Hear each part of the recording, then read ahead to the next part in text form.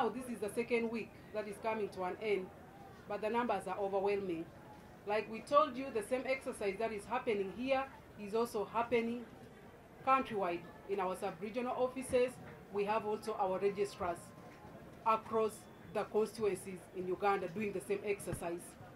So, meaning the numbers are overwhelming. So if we had asked that these exercises are only restricted to the sub-regions and the head office, then we wouldn't manage the numbers. Because very barbaric, it is shameful that the forces who are supposed to protect us are the ones attacking us. It was not called for.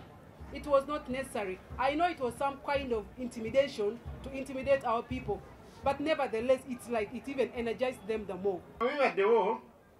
Emitima gy'abamemba gyongedde guma kiba gyeyongedde kaluba babikoza ntwatidde butya ate naye bye bakoze ennaku zino byongedde gumya bannakibiina naddala abayita application zaabwe kiva mulaba ennamba tentijjudde ate buli lunaku bwe kibadde so balowooza batwisatiisa naye ndowooza okutisatiisa twagumidde tuli ku level ndala kati tusaba akulira ebyokwerinda mu ggwanga ekisooka abapoliisi ab'amagye abajjaji bamanye nti si basoose kubeerawo.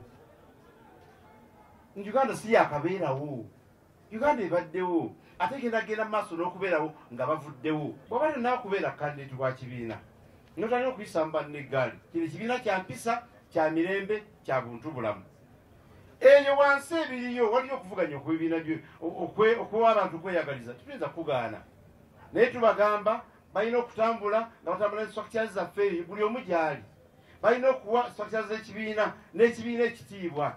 Bw'oba onoonya akalumunda mu kibiina olina okuba nga oli wa mpisa ku ebyo byonna byonna tujja bitunulira nga tugaba tiketi. Tegefu n'ekyo pate kyenaabeera esazeewo naye nkimanyi bulungi nti emyaka 10 gye ntambudde n'abantu b'e Busiro South.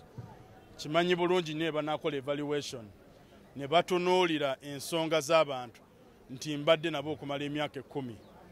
Njagala mu butongole okwebaza His Excellency Kyagulanyi Robert Ssentamu mu president waffe okubeera nga eno mandate gyenziza okusiikinga kuddamu kugamba abantu baffe nti ku luno tugenda mu protest vote nti bwe munaalondanga amatovu nga temulina president enkyukakyuka eba yakulwanyisa naye bwe tuba ne president enkyukakyuka ejja kuba ya muggundu. So ensonga ekulira mu byonna kwe kulaba nga tufuna obukulembeze bw'eggwanga.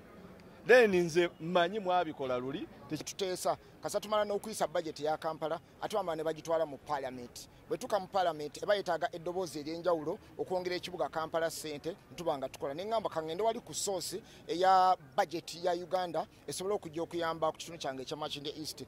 Tulina challenges nyingi mu kitundu kyaffe y'ensonga lwaki mbanso ebbanga ddene Bannamitiana North tubadde tetufuna service.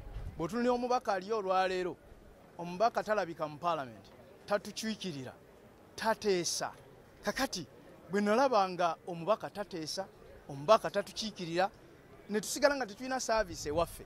So nemmanya nti beetaaga omuntu alinga nze aw'amazima omwesimbu atalya nguzi